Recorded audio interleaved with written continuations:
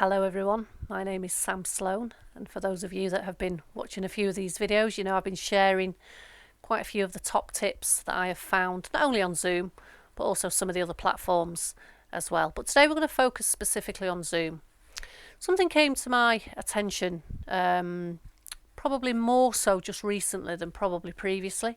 A lot of people don't even realise some of the basic functionality that you can actually get on the free Zoom platform.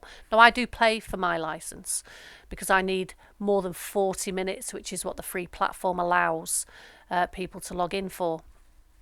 And of course it kind of shuts you off, but a lot of people don't realise that even on that you can actually get full functionality. So I thought I'd share with you just how it is that you turn it on, even when it's free. So I'm just going to share with you, once you've logged into Zoom, what you can then do is simply, I'll just pop on my little video there just so I can carry on talking to you. You can simply, once you've set up your account, etc., even on the free one, you can go into settings and things like the waiting room. So when your participants log in, for instance, they would be placed into a waiting room rather than go straight into the session, can be turned on.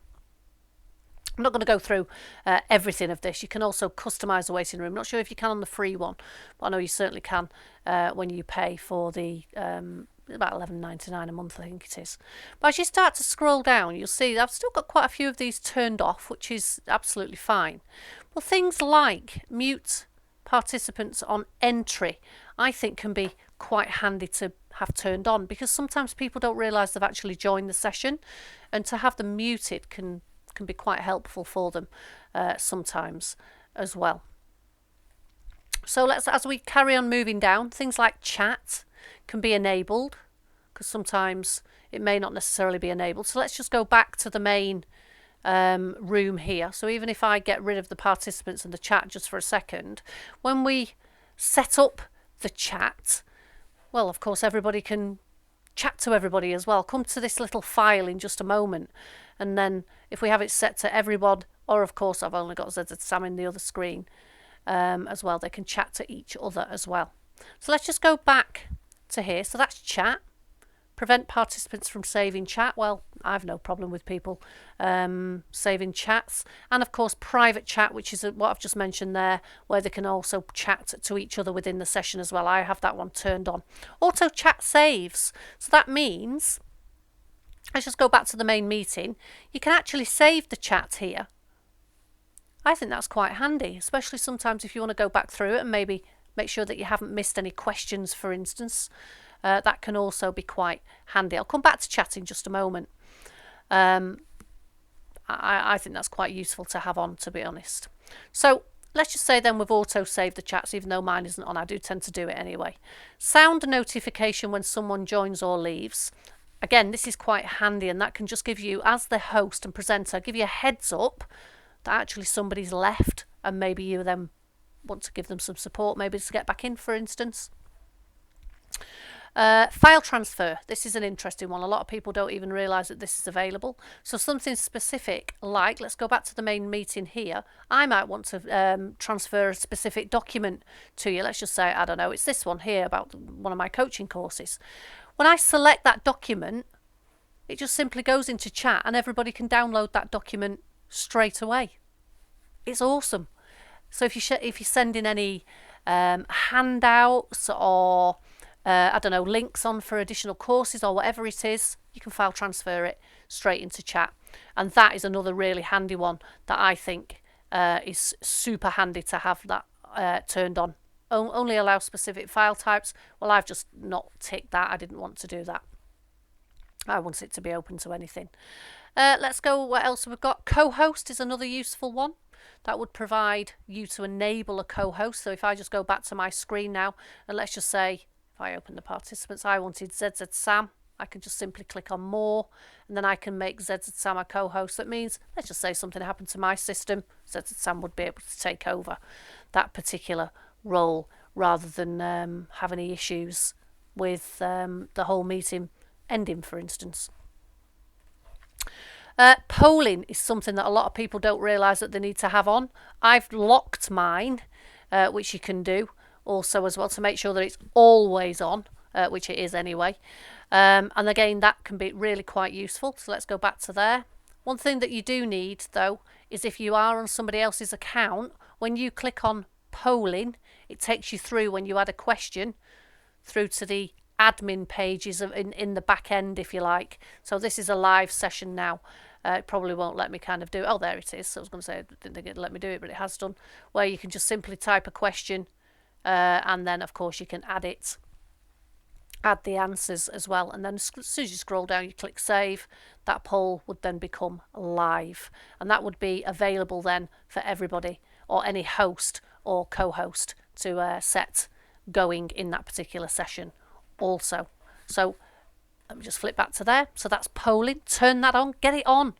What else have I got here? Who can share? You can change this for host only, for instance, when you're actually in the session. Now, something else that a lot of people don't realise that you have to turn on is annotation tools. So again, mine are on.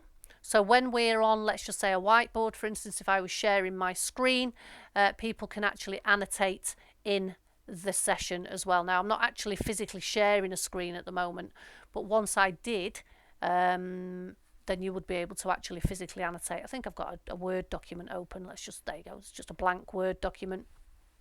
And then if I wanted then to turn my annotation tools on, and everybody would be able to do that in session as well. So that's how you select the annotation tools.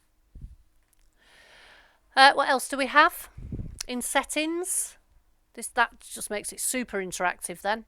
Allow saving of shared screens with annotations, so I allow the learners to share them as well, or to save them.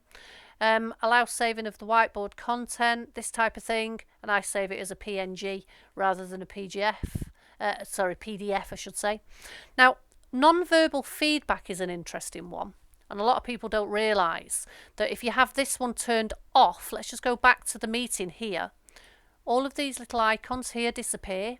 Now, the participants have a little raised hand icon, which is just to the left of the green tick. Because I'm the host, I don't have that.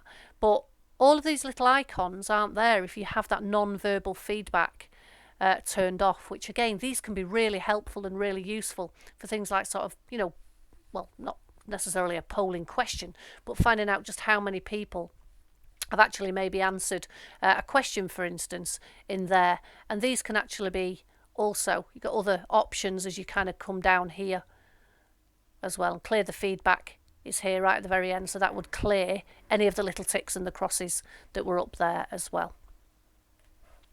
So that's non-verbal feedback. I would really say to turn that on. That can be really useful for a facilitator, most definitely. The rest of it, breakout rooms, that type of thing. Again, I've locked it to make sure that it's always on. Breakout rooms are super helpful. It's only the host that seems to be able to run them in Zoom. So just pass the host role, just like I showed you just a second ago, where you just simply go to more, and I could make ZZSam host, and then ZZSam would be able to run that breakout room as well, which would be super helpful in any session if you want somebody else to do something for you as well. Let's go back to the settings. What else have we got? I don't think there's anything else really down here. Virtual backgrounds. You can add virtual backgrounds as well. So I have that selected for people to be able to put their own in. And I don't think there's probably anything else. Join from browser link if anybody wanted to do that. Just got to have to be careful with that. Sometimes when they do join from browser, they don't tend to have as many options available to them for the tools. So go and get them all turned on. Have a go with it. Play with it. Set yourself up a session once you've turned them on and see what difference it actually makes. Log yourself a second screen, and I've showed you how to do this before. Just go on invite. I will just have to move that over. And then simply, well, my default, you can either copy the invite link, copy the invitation, or just simply click on that and then email it off to whoever it is that you want to kind of email that off to as your second screen. I tend to just use a Gmail account, so I'm not logged in as the host.